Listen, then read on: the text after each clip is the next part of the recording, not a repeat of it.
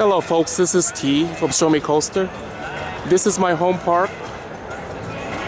This Six Flags St. Louis is the third original park in the Six Flags chain. It was built in 1971.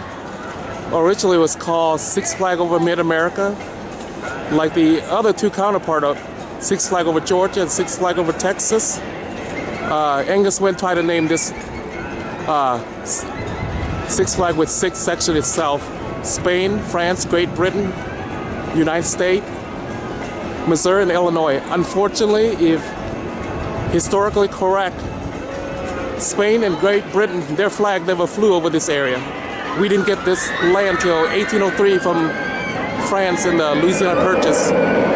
So basically, France, United States, Missouri, and Illinois. It became Illinois territory after we bought the land, before it became state of Missouri in 1821. So we just came in the front gate, and God, I wish it was a little warmer. We tried to come here yesterday, but it's rained. After the fiasco of Georgia, we figured we do the tour today. This is the front gate, the World's Fair section of the park. Unknown to the public, this is also the biggest section of the park, the Old Missouri section, which runs from the World's Fair all the way down to Bucks Bay National Park.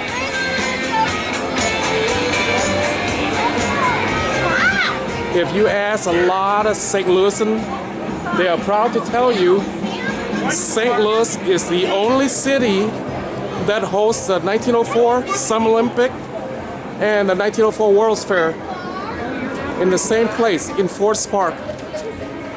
The claim to fame in 1904 World's Fair was the introduction of the first ice cream cone and the hot dog. Oh, that smells good. And this is first cone. It's very popular with the public. It smells really good. Alright folks, I'm gonna bust a myth here. First cone, the current ice cream cone was not first introduced in St. Louis.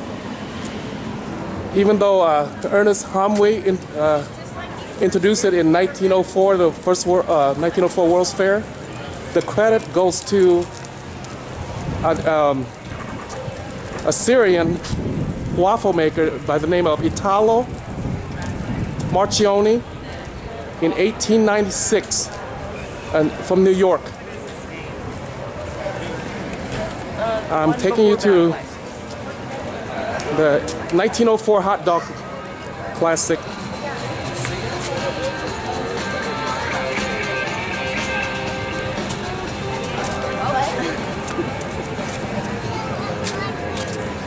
Again, the hot dog was not introduced in 1904 World's Fair, but the earliest guy I was given credit to was, you asked a lot of people from New York, was introduced in 1871, Coney Island. This World's Fair Picnic Grove is the original site of the moon car. When the park first opened, it ran all the way from the front entrance down by the log flume, American Thunder area. We are still in the World's Fair section of the park. Smells good.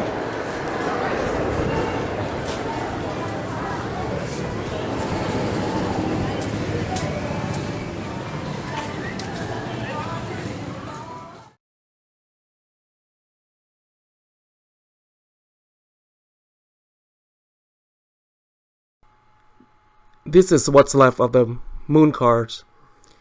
This park has two kids section from 2005-2006.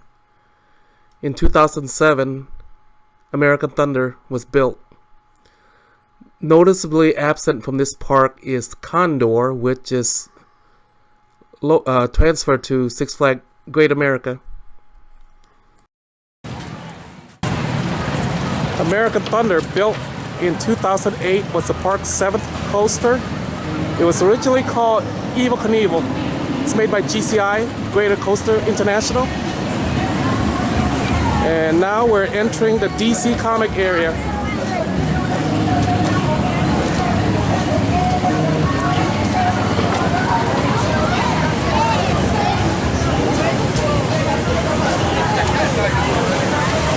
This is the park's log flume.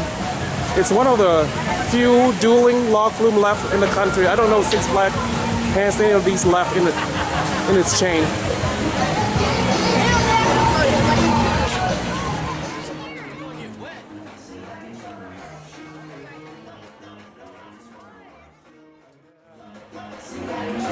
It's still early, we just got in, so not all rides are open yet.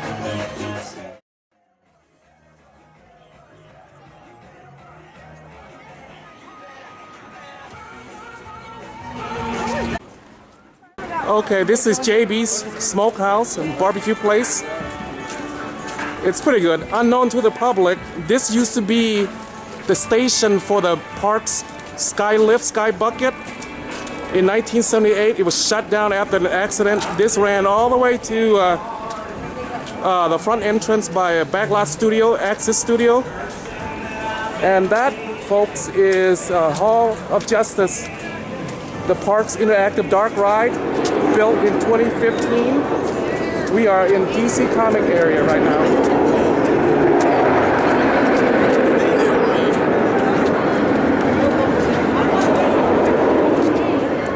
It is still opening day, so the water ride is not open. This is called Thunder River. It was added to the park in 1983. Before that, it was Mississippi Adventure. It was more like a family boat ride that had animatronic. And that right there is Mr. Freeze, added to the park in 1998. It's a premier ride coaster. It's a linear induction magnetic ride where it shoots you out at 70 miles an hour. Okay, the DC Plaza was it's the old section of the Spain section of the park. This will end right at the entrance to Botania, right by the entrance of Thunder River. It's like That also used to be the complex. Yeah. We are now entering Britannia, the park's British section of the park.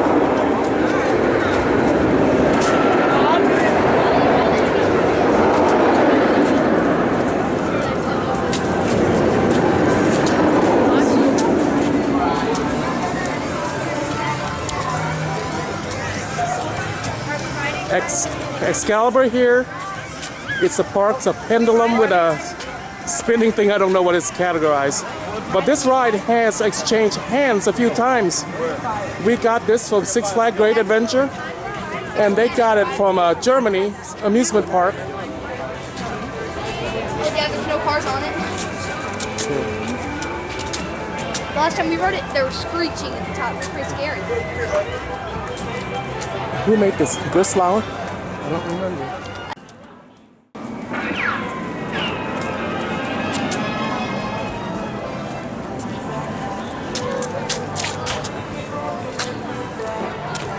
Where Pandemonium stood, used to be a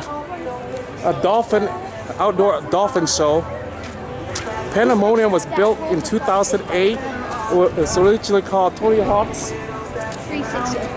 What is it? Tony Hawk's 360. 360, and it changed to Pandemonium. It's made by Gerstlauer, the park's 8th roller coaster.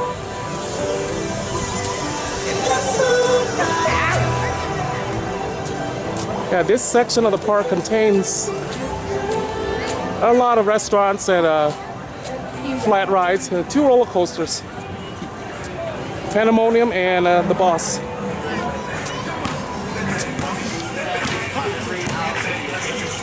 Who built the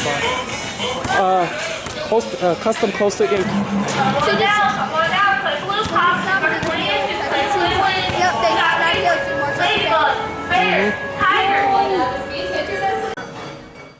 This is the park's Highland Fling. Unfortunately, it's gonna be removed from the park. Oh, it's so sad to see that it's gone. I had so many good memories from this ride when I was a kid. And the niece and nephew, we all rode this growing up in the 80s. This is the park's carousel. It was made in 1915 from Philadelphia, made by the Philadelphia Toboggan Company. Let's go to the boss.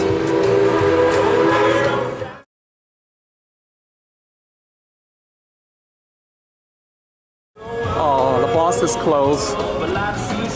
Yeah, they're doing renovation on this ride. They're removing the helix.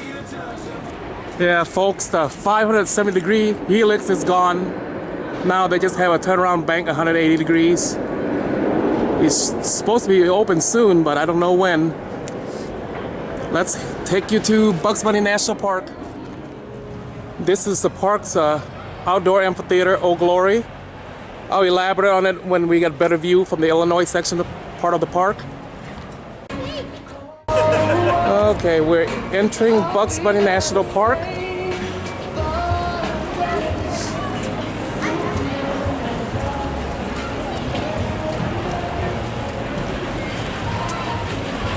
You guys ready? Bugs Bunny National Park was added to the park in 2006. The major kids area expansion. So there's a lot of kids ride. I'll just walk quickly and show you what the Bugs Bunny National Park looks like.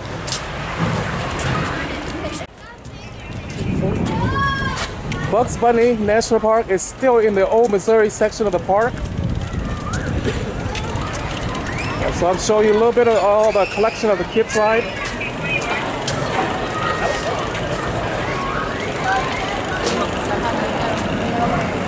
Oh, it looks like the skyscraper is running.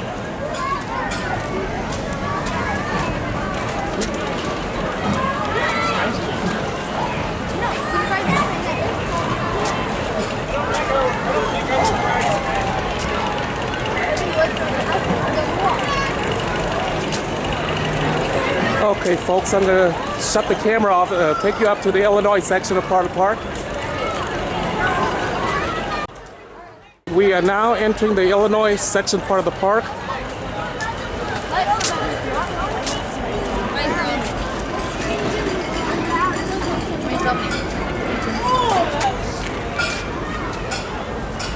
Old Glory Theater was built in 1973.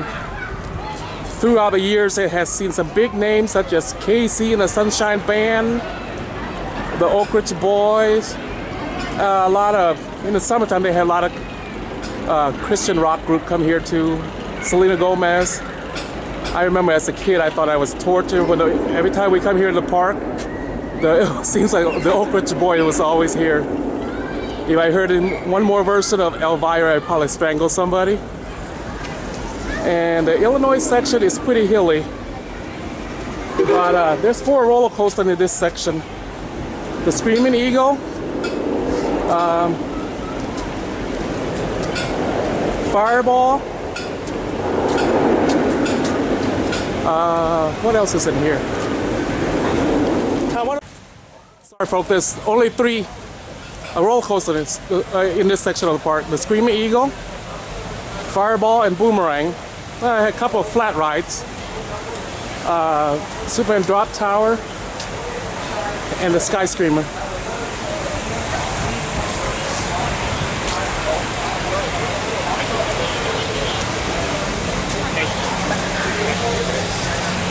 More kids rides.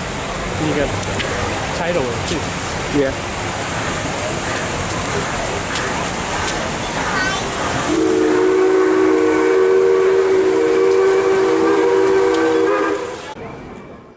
The Screaming Eagle was built in 1976. When it first opened, it was the longest, fastest, and tallest at over 100 feet and 4,000 feet long. That seems like a kiddie ride today.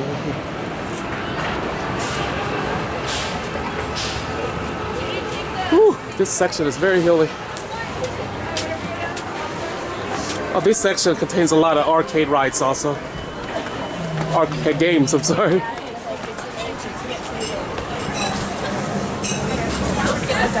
Thank you. Oh, yeah, sure. You hear me?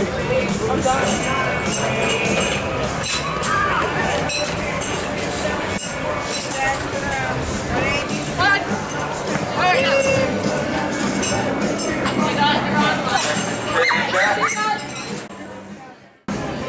Superman Drop Tower. It was originally from Astroworld. We got this in 2005 after Astroworld closed.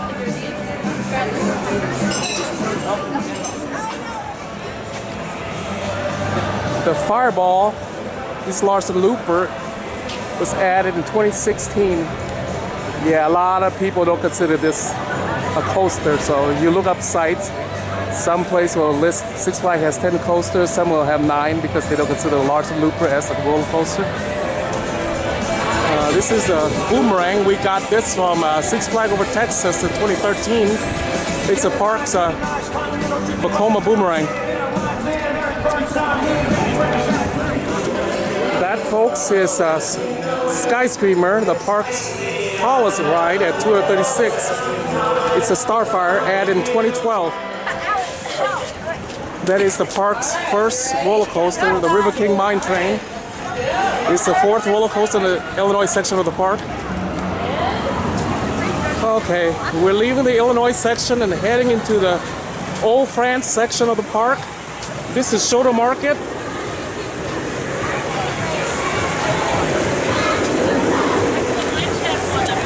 This section serves more of a connected point of the park. It has a few rides, but a lot of buildings. This building to the right here, the Moose Lodge, used to be McDonald's.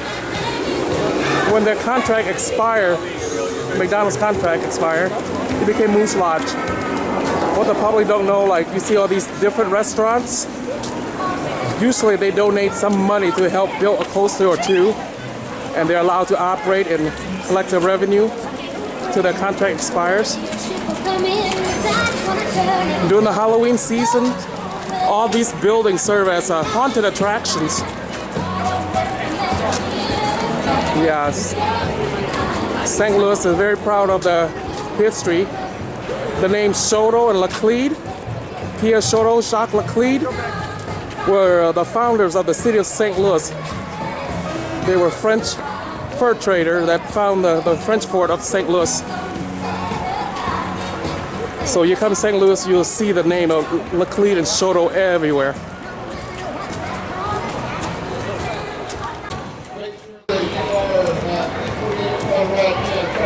Tsunami Soaker, it's a water ride for the family. Where this sit used to be the Hannah Barrel.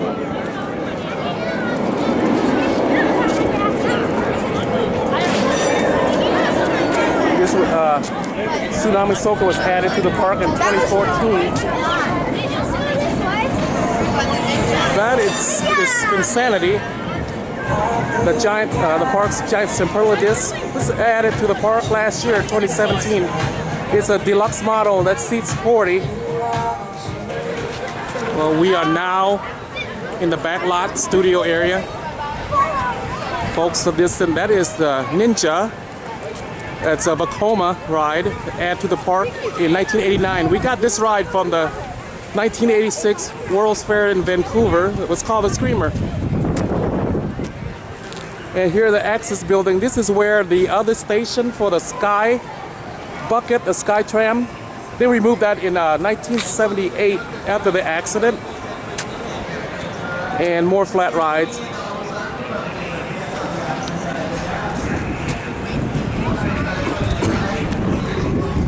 Yeah. This backlot studio is more shops and arcade games also. This is the last section of the park. It's also used to be the old USA section of the park. Now it's called Backlot Studio.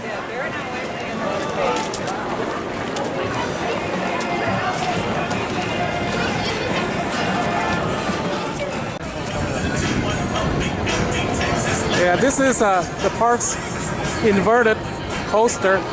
Out of the 9 Batman in the franchise chain, Six Flags St. Louis and Batman and Goliath in Fiesta Texas. It's the only one that drops to the right. The other 7 drops to the left. for promotion this year, they reverse the ride, so you're dropping it backward instead of going forward. This was an add to the park in 1995. We are leaving the USA, the Backlot Studio, and head back to the World's Fair section of the park. I'm going to take you to the front, show you the palace, the park's amphitheater. We're heading to the front of the palace section. A little side note in history. Back in 1961, after Walt Disney, the success of Walt Disney in California, he wanted to build Six Flags in St. Louis, but there was a little disagreement between the two powerful men of Missouri, August Bush IV and Walt Disney. August Bush IV wants to serve alcohol in the new Walt Disney that would have been built downtown, but Walt Disney disagreed, and the plan never took off. If Disney would have built here in 1964, the park would have been down where the current Busch Stadium, the Spruce area would be. God, that would have changed the landscape of downtown St. Louis. So through the vacancy, Angus Wynn swooped in 71 and built Six Flags over Mid-America here. August Bush did later enter in the amusement park industry. He built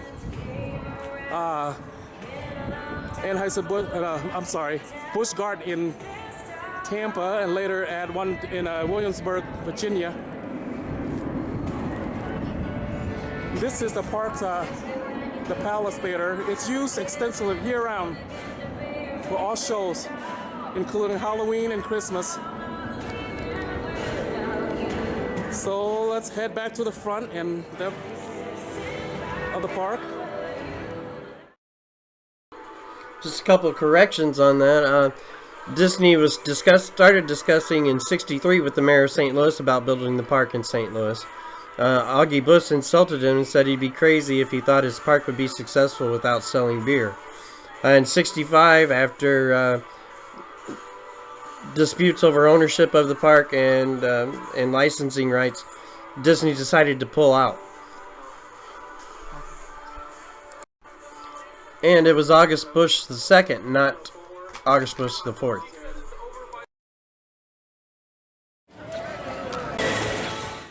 Folks, that is one complete tour of my home park. Thank you for watching, and have a good night.